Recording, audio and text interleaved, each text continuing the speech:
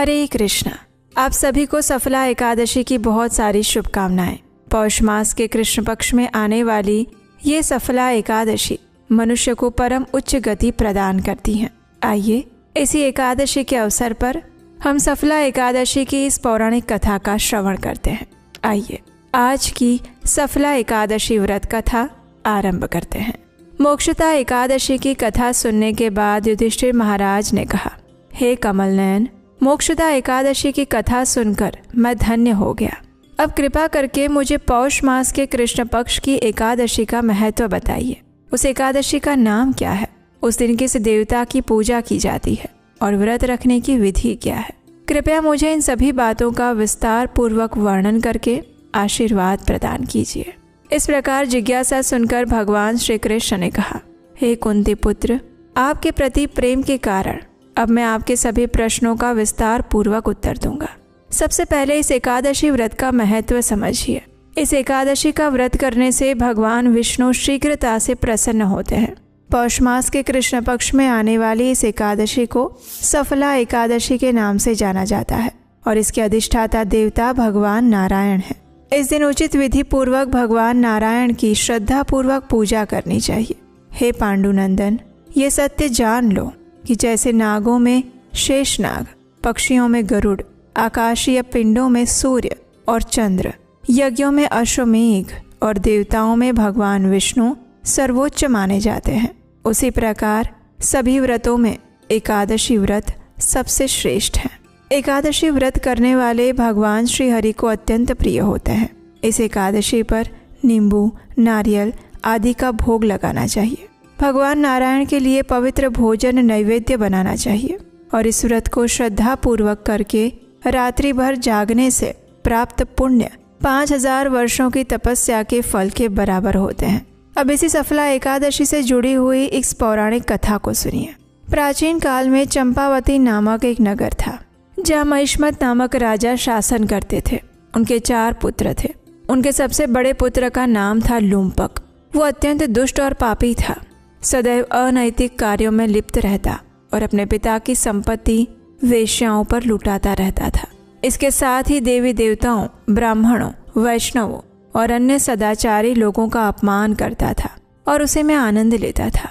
उसके इन बुरे कर्मों से समस्त जन समुदाय व्याकुल था। हालांकि वो युवराज था, इसलिए सभी लोग चुपचाप उसकी क्रूरता सहन करते रहते। किसी में भी राजा को उसकी फरियाद करने का साहस नहीं था, लेकिन पाप अधिक समय तक कहाँ छिपा रह सकता है। एक दिन राजा महिष्मत को लुम्पक के कुकर्मों का पता चल गया। अत्यंत क्रोधित होकर राजा ने लुम्पक को अपने राज्य से निर्वासित कर दिया। पिता द्वारा त्याग दिए जाने के बाद सभी ने भी उसका साथ छोड़ दिया। तब वो सोचने लगा कि अब मैं क्या करूं, कहाँ जाऊं। अंततः उसने रात्रि में चुपके से अपने पिता के राज्य में घुसकर चोरी करने का निश्चय किया। वो दिन में राज्य से बाहर रहने लगा और रात्रि में चोरी और अन्य पाप करने के लिए पिता के नगर में चुपके से घुस आता था। रात्रि में वो नगरवासियों को नुकसान पहुंचाता और सताता था। जंगल में वो निर्दोष जानवरों और पक्षियों को मारकर खा जाता था। कई बार जब वो नगर में चोरी करते हुए पकड़ा जाता तो राजा के रक्षक भी उसे छोड़ देते। कहते हैं कि कभी कभी अनजाने में ही किसी प्राणी को ईश्वर की कृपा प्राप्त हो जाती है। लुम्पक के साथ भी ऐसा ही हुआ। वो जिस जंगल में रहता था वह भगवान को अत्यंत प्रिय था। उस जंगल में एक प्राचीन पीपल का वृक्ष था और लोग उस क्षेत्र को पवित्र स्थान मानते थे। महान पापी लुम्पक उस पीपल के वृक्ष के नीचे रहता था। कुछ दिनों बाद पौष मास के कृष्ण पक्ष की दशमी तिथि आई। लुम्पक ने कोई वस्त्र नहीं पहने थे। अत्यधिक ठंड के कारण वह मूर्छित हो रहा था। ठंड के कारण वो रात्रि में सो नहीं सका। उसके अंग अकड़ गए। रात्रि उसके लिए अत्यंत कठिन थी। सूर्योदय होने के बाद भी उसकी अचेतन अवस्था में कोई परिवर्तन नहीं आया और वो एकादशी वाले दिन भी उसी अवस्था में बना रहा। सफला एकादशी की दोपहर तक पापी लुम्पक बेहोश पड़ा रहा। सूर्य की गर्मी से थोड़ी राहत मिलने पर उसे होश आया और वो किसी तरह उठकर जंगल में भोजन को ढूंढने के लिए निकला। उस दिन वो शिकार करने में असमर्थ था, इसलिए उसने जमीन से गिरे हुए फल उठाए, पीपल के पेड़ के पास लौट आया और तब तक सूरज डूब चुका था। भूख से व्याकुल होने के बाद वो फल नहीं खा सका, क्योंकि उसे जानवरों को मारकर उनका मांस खाने की आदत थी और अब उसे फल खाने पड़ रहे थे। फल न खाने की इच्छा से उसने उन्हें पीपल के पेड़ के नीचे रख दिया और दुख में कहता रहा, हे प्रभु, मैं ये फल आपको ही अर्पित करता हूँ, आप प्रसन्न होकर इसे खाइए। ये कहते हुए वो रोने लगा और पूरी रात्रि नहीं सो पाया। इस प्रकार अनजाने में ही उस पापी ने एकादशी का व्रत रखा और पूरी रात जागता रहा। अनजाने में किए गए इस उपवास और रात्रि जागरण के कारण भगवान श्री हरि उनसे अत्यंत प्रसन्न हुए। उसके सभी पाप धुल गए।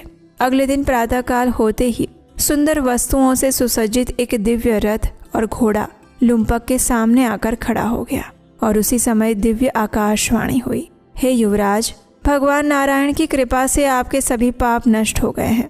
अब आप अपने पिता के पास लौटकर अपना राज्य पुनः प्राप्त कीजिए। ईश्वरीय घोष सुनकर लुम्पक अत्यंत प्रसन्न होकर कहने लगा, हे प्रभु, आपकी जय हो, मुझे क्षमा कर दीजिए। ये कहकर उन्होंने उत्तम वस्त्र धारण किए और अपने पिता के पास चला गया। पिता के पास जाकर सारी कथा कह सुनाई।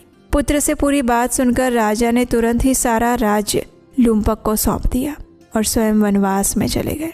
इसके बाद लुम्पक ने आजीवन शास्त्रों के अनुसार राज्य का शासन संभाला। उनकी पत्नी, संतान और अन्य सभी भगवान विष्णु के परम भक्त बन गए। वृद्धावस्था में लुम्पक ने राज्य अपने पुत्र को सौंप दिया और स्वयं को भगवान की उपासना में समर्पित करने के लिए वनवास चले गए और अंत में उन्हें भी भगवत धाम की प्राप्ति हुई। कथा का समापन करते हुए भगवान श्री कृष्ण ने कहा, हे राजन, जो लोग श्रद्धा और भक्ति से सफला एकादशी का व्रत रखते हैं उनके सभी पाप नष्ट हो जाते हैं और अंततः उन्हें मोक्ष प्राप्त होता है। जो लोग सफला एकादशी का महत्व नहीं समझते उन्हें बिना पूंछ और सींग वाले पशुओं के समान समझा जाता है।